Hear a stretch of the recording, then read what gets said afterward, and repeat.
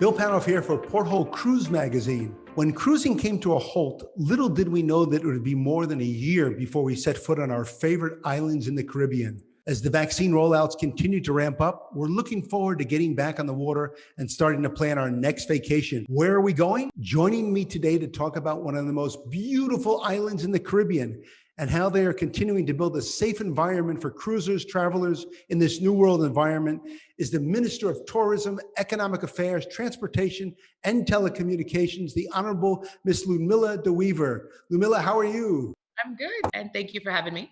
Very, very nice to see you. Some exciting news happening as it relates to the island of St. Maarten. Celebrity Cruises is set to start sailing from St. Maarten in June. How will that impact the island? This is really exciting. It's going to have a huge impact on the island, actually, because, like some of the other islands that had, suffered major damage from hurricanes over the last 4 years, we were pretty much struggling to come back after our major hurricane in 2017. So while we saw some hotels open up last week since that damage, the news of this cruise home porting of celebrity home porting is amazing because have more air, more travelers, more air traffic coming in. Sure. It's going to be a sort of, a boost, basically. A sort of, I see it as a fast track to what we needed to have happen over the 3 years happening today. And I'm excited about the fact that it's a good thing for investors looking coming to the island because Sure. they know that they can see, higher numbers of overnight guests. It's a big plus for our taxi drivers, our tour companies, our restaurants, everything. If anyone's familiar with St. Maarten, Phillipsburg is our capital where the cruises come into.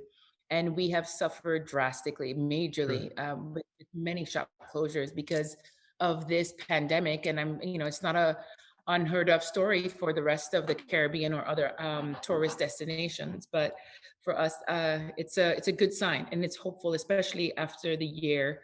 I'd say now about a year and a half we've had since the start of this pandemic. It's great news, and I am looking forward. So this may be the beginning of many more to follow as well. Yes, absolutely. The conversations will stay there. This is, we've had smaller cruises here before, Sure. to home port for a period, and not this size. And it's an incredible opportunity for us to level up our airport, which is still under reconstruction, as well as level up our hotels, our overall service. And I think now is the time that if you didn't get an opportunity like this, it's a time to be ready, get an opportunity, and it's a boost for everyone else as well. So Sure. I am hopeful. I see that this is going to bring many, many more opportunities and discussions for home porting, and it's going to change the industry a bit. And I hope that it will remain there for a long time. Not that I don't love Absolutely. coming to Florida, start off cruises, but it's really nice to have a couple options in Absolutely. the Caribbean as well. So. Sure. What is the greatest change you've seen on the island of St. Maarten over this past year? This pandemic gave us an opportunity to sort of focus on the areas that needed to be fixed over the years that we didn't have the time to fix because we were just busy and just letting people come in. It gave us a little bit of a breather to strengthen any policies that were missing, especially in maritime affairs, the things that needed a little bit of tightening up. So Right. I've also seen a sort of I would say like a reawakening of how important the service sector is. And so you're seeing the importance of customer service training, just, marketing, making sure that we can market things in the right way. But Sure. for us, it was a time to, it was a time for the island to sit back, reflect, and see where can we improve. So two of the areas that I saw getting the most attention was actually the fact that we needed to, focus on our customer service, maintain that friendly island attitude, and then as well as changing and shifting our tourist product again to incorporate way more of our culture in it. So that is what I have seen, because it's also been important for me for that tourist part of my portfolio. And I am so hopeful that the visitors will appreciate the changes that they're going to see coming from St. Maarten. During the pandemic, St. Maarten had maintained a very relatively low COVID-19 cases compared to other Caribbean islands.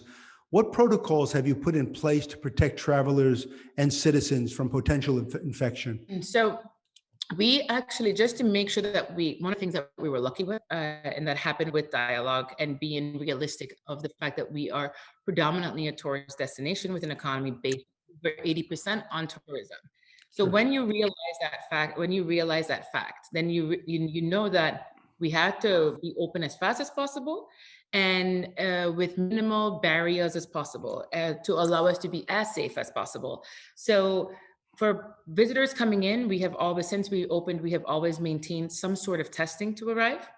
Now, if now it's an antigen test that is FDA approved or EUA authorization, um, within 48 hours from the US only. Everyone else has to do PCR tests within 72 hours. If you're coming from the US, you have up to 5 days to do it. And that is what it is in combination with the insurance that we've implemented. So very early on in the pandemic, before we closed our airspace, I noticed that there was the potential to have negative publicity in the Caribbean region because we have limited medical resources, as Sure. well as the impact on a tourist destination for any negative stories, as in someone getting COVID, someone getting stuck there, someone saying that they could not get the medical attention that they are used to in their home country. So I knew that having this medical evacuation option was extremely important because that's what I also looked for when I was traveling abroad. Sure. And that's how we've implemented the insurance. It's very similar to what Aruba has done. One of the reasons for the implementation of an insurance like that is because it also lessened the burden on governments. So because this was a pandemic we were dealing with, the financial how do you say, responsibility lies with the government because of the fact that it Mhm. was a pandemic. We were trying to, when we got out of the state of emergency, we said that, all right, let's see how we can kind of find a balance. And it was a commune, how do you say? I wanted it to be a pool of all the insurance companies so that Right. it would be a level playing, that it wasn't preferential treatment, favoritism with any particular company. And that's what we've had. I've gotten really, really great feedback about it because I know a lot of people were worried about it. It's been Sure. extremely easy.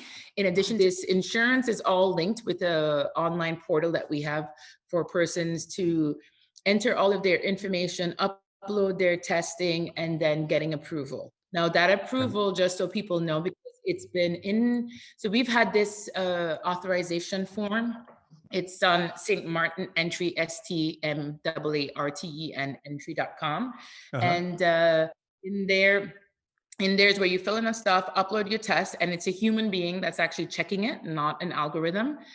So we have a huge team that's accommodated like the public health side as well as the tourism side to approve. So I think there's an algorithm only for residents that allows it to be processed quickly, but for everyone else, we do manually go through your tests to make sure that it is an acceptable test. And I am so sorry it took me so long to explain all of that, but that is how you enter the country.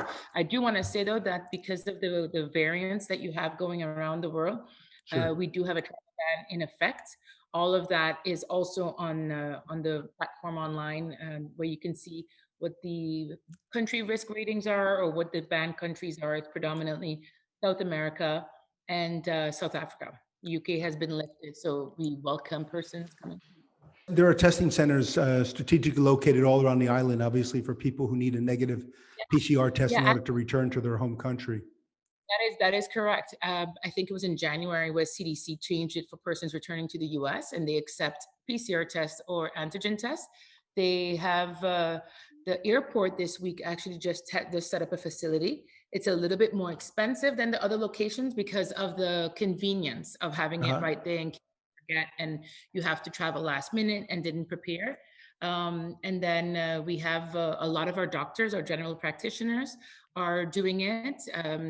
We have some labs that are doing it. On the front side, you also have pharmacies doing it. So it's readily available. Gotcha. How long do you think it'll take the island to return to the numbers it once enjoyed pre-COVID? In our forecast, we were looking at towards the end of next year. End of In next the year. next season because we had an incredible yachting season. We were one of the few islands, again, that, you know, we were early, we were decision makers that was based on the calculated risk. You know, I guess my background of finance and risk management came Uh-huh. into play. It was all, I needed data to basically make these decisions, but Sure. we were our decisions were good early on because we opened up for the yachting sector, and the yachting sector was doing amazingly well until we had changes in the French ban where they were closed off. So of course, you know, one of the big things for the yachting season here is St.Maarten is close by, and it was easy, open, you know, open access to St.Maarten, and then we had a early termination to that. So the yachting season was almost back to normal. Oh, wow. Because we were one of those places that were the few that were open, entirely open. And for the rest of the travel, in terms of the numbers, we are really hoping that our forecast will be correct that by the end of 22, we will see the 22. numbers in beforehand. Now that's been super duper, you know, optimistic. 22, 22, 23. By 23 is when they were calculating that the airport would also be completed. Right. And so, you know, we have a couple, I don't know if you guys are aware, if you heard that we have a new hotel development that's happening here with a big name, a well-known name that's coming in. So that's all going to contribute Oh, to us wow. basically, you know, attracting more people and accommodating more people, especially with this home porting is all good news because they were like, That's great. yay, say back on track. So Awesome. Awesome. How long before all citizens of St. Martin are vaccinated? And are you working with the Dutch or French governments to speed up this process? I guess it's a little of both. I'm actually just going to dip into my phone right now and see if I can see anything. The Dutch side has been incredible with their vaccination Oh, rollout. wow. We have, you know, we have had a positive response besides, you know, the negative you know, the negative sort of attention around vaccines that's going like, you know, wildfire all over the place. But Sure. the Dutch side, I mean, it's incredible how much we've done in a little time. We started late February. I believe that's why I wanted to just make sure I had that information handy. Um, let's see. The front side is a little bit slower. That's what I can say. I'm Uh-huh. really hoping Okay. the original plan, the rollout of the vaccination plan for the Dutch side, I can say, was that they would, based on their estimate, that they were going to be done by June, by the end of Oh, June. It started out a little bit slow, but now it's actually picking up traction. And we're like, so yesterday, I know from one center, yesterday we did over 320 vaccinations in a day, which is wow. incredible. That's impressive. And it keeps increasing more and more. That's great. But That's great news. so let's see. So far, since we started at the end of February, we have 7,352 persons vaccinated. Wow. Wow. Means, yeah, yeah, that's incredible. Yeah. That is- It, it's going well. It's going very well. And yesterday, I visited them at one of the centers Uh-huh. one of the largest centers for the vaccination, and I couldn't believe the lines that I saw and the people that I saw outside. And they want to now double the capacity that they have, which is incredible. So basically, That's the sooner amazing. we're vaccinated, the better. The better it is for us because that's what everyone's looking for to travel. Yeah. Even though we're not requiring it, but it's a good move. Yeah, I applaud you on the response. The reception is phenomenal. That's wow. The St. Martin Heineken Regatta, one of the island's most popular events, has been canceled this year. Are you planning to bring it back in 2022? Oh, without a doubt. We don't have a crazy, you know, event like COVID-19, that was the hardest decision for us to make Sure. was to have to cancel that. And, you know, it was just around the time that you had the news of the new strains coming out and the new variants coming out. And again, you had some hesitation and slight fear of whether, you know, maybe this is not the right thing right now for us to be doing these mass gatherings.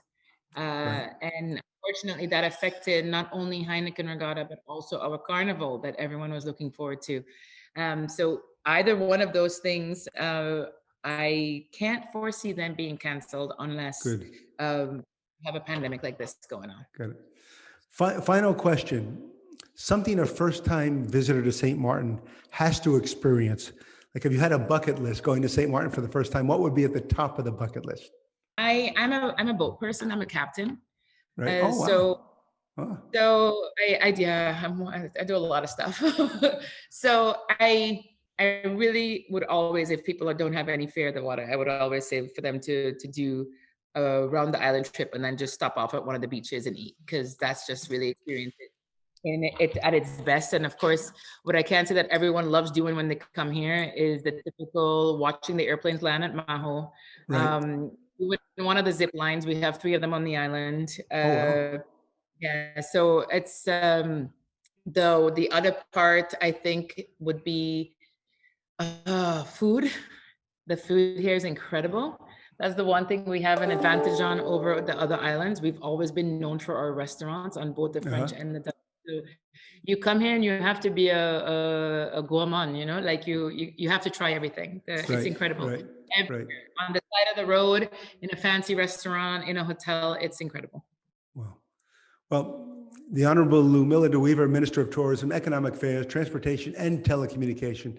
Thank you so much for this very insightful interview. And before you know it, business will be back to normal. The cruise ships will be coming.